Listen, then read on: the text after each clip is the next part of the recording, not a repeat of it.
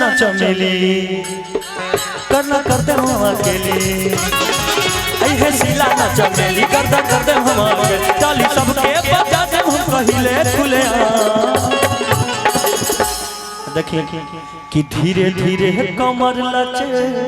कावे नचनिया आ टूट जाई चोली के बटा ए सुगी हो टूट जाई चोली के बटा ए सुगी हो टूट जाई चोली के बटा आई है सिला ना चमेली आई है सिला ना चमेली करते हम डाली सबके बजा देब कहिले खुलिया आ धीरे धीरे कमर लचे कावे नचनिया इहो अपने एल्बम का गाना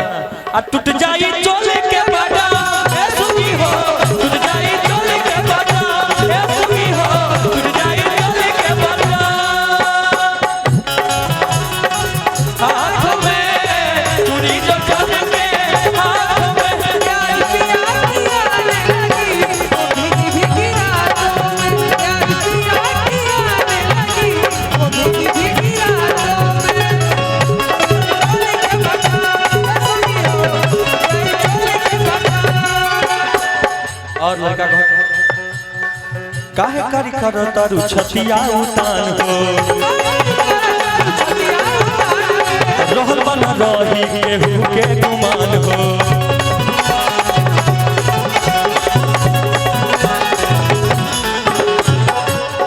आपका ऐसे बोली जानी बोली तो से कुछ नहीं डोली बोली तो से कुछ नहीं हो ऐसे बोली जानी बोली तो से कुछ नहीं हो कैसे खोल तो से कुछ नहीं हो उत्तम का जल प्रवेश के भी कदम परेशान आ धीरे धीरे कमर लच कावे अलीसा का भाई कि धीरे धीरे कमर लच कावे नचनिया टूट जाई चोली के बटा ए सुगी हो टूट जाई चोली के बटा ए सुगी हो टूट जाई चोली के बटा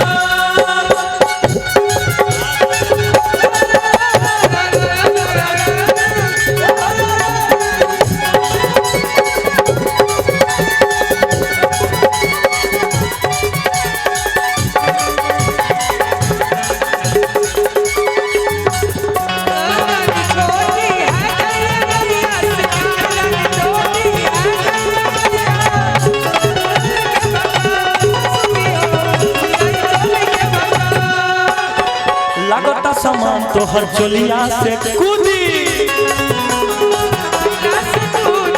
देखी देखी मनवा में होता कूदा कूदी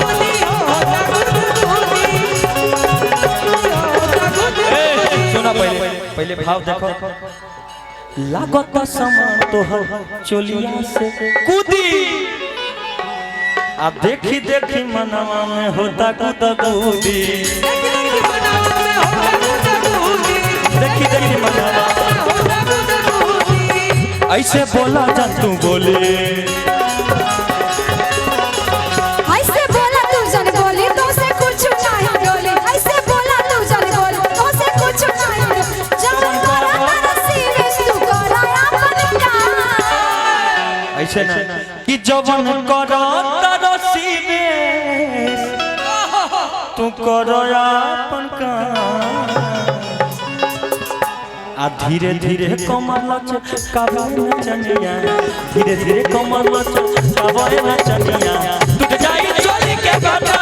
ए सुगी हो टूट जाई चोली के बटा ए सुगी हो टूट जाई चोली के बटा